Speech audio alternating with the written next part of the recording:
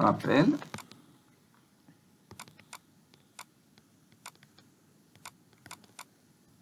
f linéaire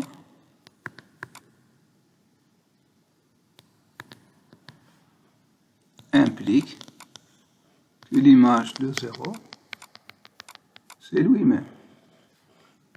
On va faire le contraposé. Ça est équivalent à dire quoi? F de 0 différent de 0 implique f non linéaire.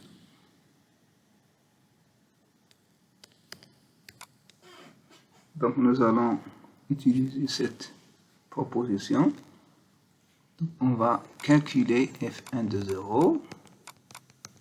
C'est égal 0 plus 2 fois 0, donc c'est 0. Et exponentielle 0 plus 0, c'est 0. Est égal à 0, 1. Donc, f non linéaire.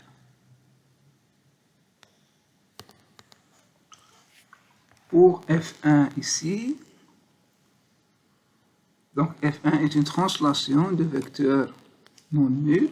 Nous allons montrer que cette transformation n'est pas linéaire, c'est-à-dire que la translation de vecteur non nul n'est pas linéaire.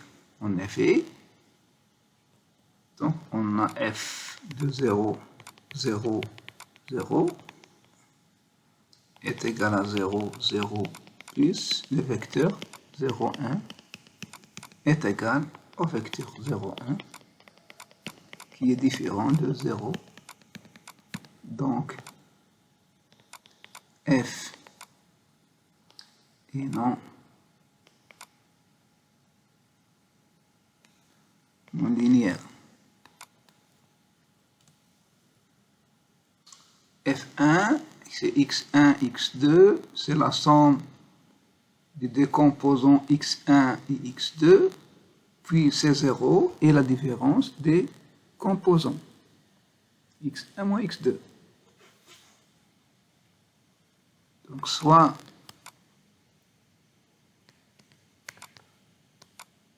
AP et XY, deux éléments de R au carré, et alpha, un réel appartenant à R, attend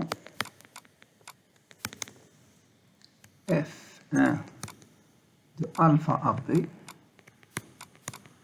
plus XY est-il égal à alpha F1 de AB plus F de XY. Donc F1 de alpha AB plus XB est égal à quoi? C'est alpha AB, alpha A plus X. Premier composant, alpha A plus X. Le deuxième composant, c'est alpha P plus Y. C'est égal à quoi? Par définition de F1 est égal à la somme des deux composants. Donc on remarque que alpha est un facteur, donc c'est alpha de A plus B plus le reste X plus Y.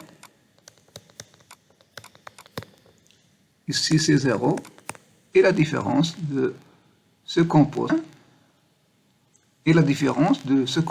avec celui-là. Donc c'est alpha A moins alpha B, donc on peut écrire c'est alpha A moins B plus X moins Y est égal.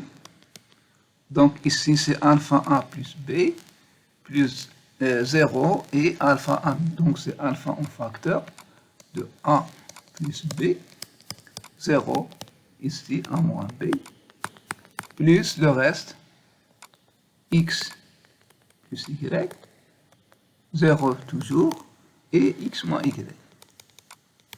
Ça, c'est l'image de AB par F1, et cela, c'est l'image de xy par f1. Donc on peut écrire c'est alpha f1 de AB plus f1, c'est f1 plutôt, de xy. Donc f1 est une application